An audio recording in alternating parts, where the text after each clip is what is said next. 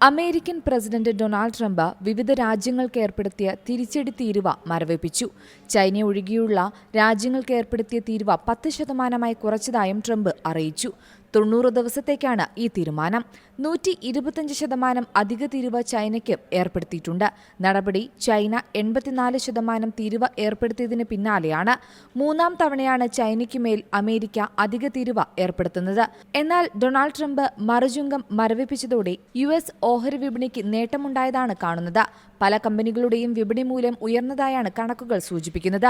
നേരത്തെ ചൈനയ്ക്ക് 104% അധിക തീരുവയാണ് ഏർപ്പെടുത്തിയിരുന്നത്. എന്നാൽ കഴിഞ്ഞയാഴ്ച US പ്രഖ്യാപിച്ച 34% തീരുവകൾക്കെതിരെ ചൈന പ്രതികാര നടപടികൾ എടുത്തതിനെ തുടർന്നാണ് 104%ലേക്ക് ഡൊണാൾഡ് ട്രംപ് വീണ്ടും ഉയർത്തിയത്. അമേരിക്കയുടെ പുരോഗതിക്ക് തന്റെ തീരുവ പ്രഖ്യാപനം മുതൽക്കൂട്ടാകുമെന്നാണ് ട്രംപിന്റെ പ്രതികരണം. അതേസമയം ഡൊണാൾഡ് ട്രംപ് ഡിസ്കൗണ്ട് തീരുവ എന്നു പറഞ്ഞായിരുന്നു ഇന്ത്യക്ക് മേലുള്ള നികുതി പ്രഖ്യാപിച്ചത്.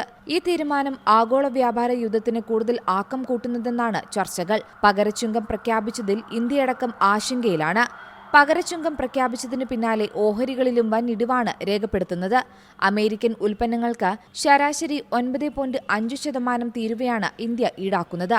ഇന്ത്യൻ ഉൽപ്പന്നങ്ങൾക്ക് അമേരിക്കയിൽ ശരാശരി 3% തീരുവ. അതേസമയം പ്രതികാര ചുങ്കം ചുമത്തിയ രാജ്യങ്ങളെ പരിഹസിച്ച് US പ്രസിഡന്റ് ഡൊണാൾഡ് ട്രംപ് തന്നെ നേരത്തെ രംഗത്ത് വന്നിരുന്നു. തന്നോട് ചർച്ച നടത്താൻ ശ്രമിക്കുന്ന രാജ്യങ്ങൾ എന്തിനും തയ്യാറാണെന്ന് ട്രംപ് പ്രതികരിച്ചു. ഒത്തുതീർപ്പിലെത്താൻ വിവിധ രാജ്യങ്ങളിൽ നിന്നും തന്നെ വിളിച്ച് കെഞ്ചുകയാണെന്നും ട്രംപ് കൂട്ടിച്ചേർത്തു. International desk Zee Malayalam news. ഏറ്റവും പുതിയ വാർത്തകളും വിശേഷങ്ങളും വിരൽ തുമ്പിലറിയാൻ സീ മലയാളം ന്യൂസ് എല്ലാ ഡിജിറ്റൽ പ്ലാറ്റ്ഫോമുകളിലും ലഭ്യം.